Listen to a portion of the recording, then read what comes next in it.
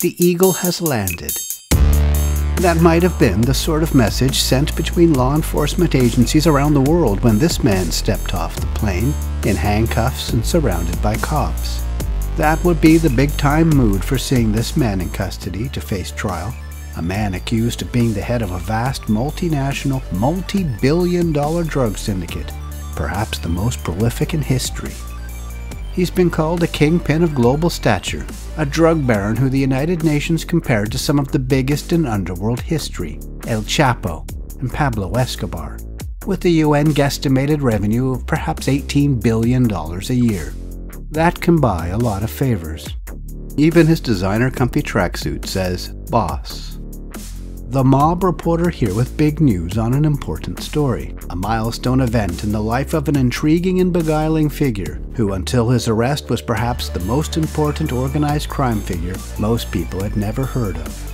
Let me tell you about it. On December 25th, 2022, Tse Chi Lop, 59, a Chinese national with Canadian citizenship, finally arrived in Australia after fighting furiously to avoid his extradition from the Netherlands. It doesn't look like his time in a Dutch prison has been particularly kind to him. We don't get a decent peek at what his face looks like now, but we see he looks a bit gaunt, and his hair has turned significantly grey during the 698 days since his arrest. This is what he looked like before he became known as one of the most wanted and hunted men on the planet. Lush black hair, fit and full-faced. This is the last time we saw him, also at an airport. This is video of his arrest on January 22nd, 2021. It's exclusive to the mob reporter, at least it was at the time. He was stopped at Schiphol International Airport in Amsterdam after a flight from Taiwan.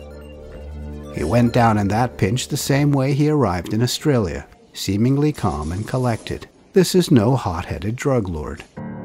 And that's what is to be expected of a man accused of having governments, businesses, and gangsters across the world all in his pocket.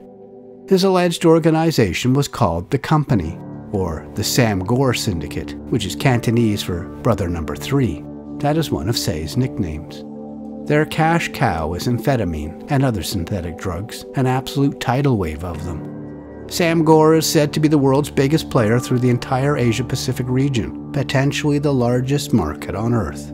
It was mostly made on an industrial scale in Asia's Golden Triangle.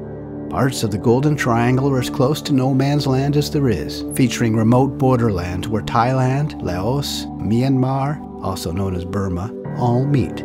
Myanmar's Shan state particularly includes almost lawless areas protected by warlords and private armies. What better place could there be to hide megalabs? Tse was considered a big fish almost anywhere in the world, from Taiwan and China, across Asia to the Middle East, down through Australia and New Zealand, through Europe and Britain, and into North America. Individual seizures attributed to the Sam Gor Syndicate are next-level large. In Indonesia, for example, 1.6 tons of meth. In Australia, 1.3 tons of meth. In Malaysia, 2.1 tons of meth. Others in Japan, New Zealand, Cambodia, Thailand, Vietnam, and on it goes.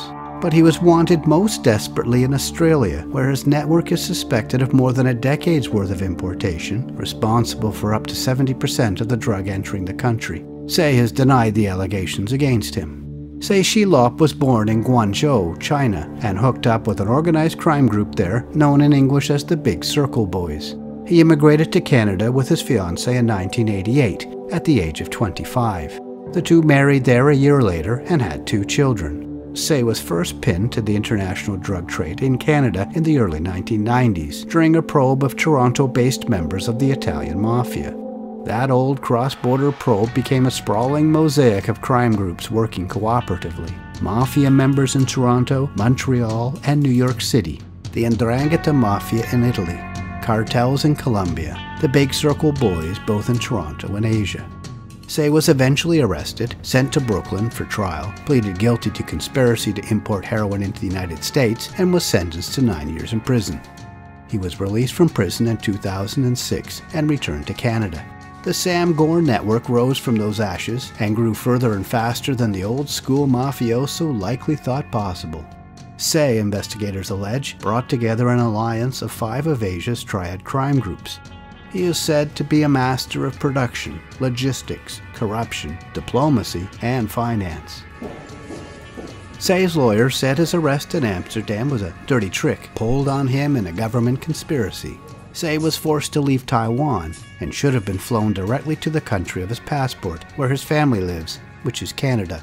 Instead of putting Tse on a direct midnight flight to Canada, they waited an hour to put him on a different flight, against his will, that connected in Amsterdam, where the Dutch extradition system is more favorable. His lawyer argued at Tse's heavily guarded court hearings. Dutch law allows someone extradited from their country to be charged with additional crimes once they arrive. I wouldn't be surprised if it was arranged that way, but it might well be the pot calling the kettle black. You see, Tse is alleged to be a boss at bending borders to suit his needs, but now the border's bent back on him. So here he is, in Australia, the centerpiece of an investigation and prosecution like no other. Tse will not face court alone, though. In June, Tse's alleged right-hand man, 66-year-old Chung Chak Lee, a dual Chinese-British citizen, was extradited from Thailand and also brought to Melbourne, Australia. This is Lee's arrival, shown here. He's wearing an Armani shirt and Balenciaga glasses. Lee is accused of being a senior criminal associate of Tse's and part of the same investigation into the Sam Gor Syndicate. Lee was arrested at a Bangkok apartment in October 2020, so it took 20 months to extradite him to Melbourne, but after nearly a decade of chasing him, that might have not seemed so bad for investigators. Tse now is the 10th person arrested in Australia in connection to the network. Several have been convicted in recent years. He appeared in court briefly on charges of conspiracy to traffic commercial quantities of controlled drugs. That could lead to a life sentence. It should be a fascinating trial. The problem for police, of course, is that few complex organizations fall apart overnight, even if it loses its number 1 and number 2. Realists on the ground know this. Jeremy Douglas, regional representative for Southeast Asia and the Pacific for the United Nations Office on Drugs and Crime, told me that Tse's extradition is certainly an important moment, and the Australian-led investigation to stop him, combining about 20 international agencies, will be near impossible to repeat. But while Sam Gor's operations were damaged by the arrests, Douglas said it is still active, still producing, and still trafficking. The evidence for that is indisputable. Since Tse's arrest, importations and seizures continue to climb.